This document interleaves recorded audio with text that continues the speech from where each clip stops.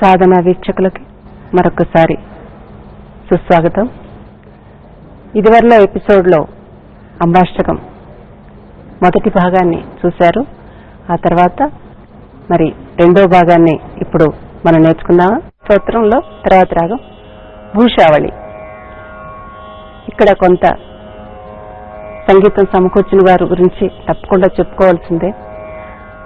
ఆయన ప్రకాశ్ రావు గారు ఎక్కడో అసలు ఎవరు వినని రాగాలు, అరుదుగా విన్న రాగాలు ప్రయోగించి మా నృత్య నాటకాల్లో కానీ ఇప్పుడు చేసిన ఈ సోలో ఐటమ్స్ లో కానీ ప్రయోగించి ఏం మాత్రం భావం, అందులో భావం పోకుండా ఆ భావం యొక్క అందం మరింతగా రెట్టింపయ్యేటట్టుగా ఆయన రాగాలు సమకూర్చారు.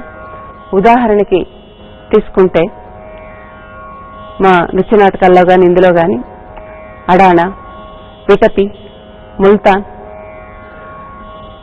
లాస్యకి, నాటకప్రియ, సుమనీశ్వరంజని, బసంత్ బహార్, ఇలా ఎన్నో రాగాల్ని ఆయన, అంటే ఉదాహరణ ఇప్పుడు ముల్తాన్ తీసుకున్నా, బసంత్ బహార్ తీసుకున్నా, ఇవన్నీ కూడా హిందుస్థానీ రాగాలు.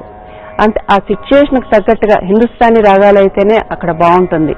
మిశ్ర కాపీ కూడా చాలా చోట్ల వాడారు ఆయన. దానికి తగ్గట్టుగా ఆ భావానికి అనుగుణంగా వారు చేశారు. నిజంగా వారికి ఎంత మేము వారి గురించి చెప్పుకున్నా కూడా తనివి తీరదు.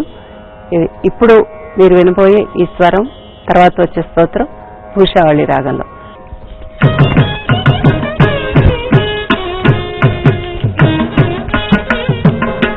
1 2 3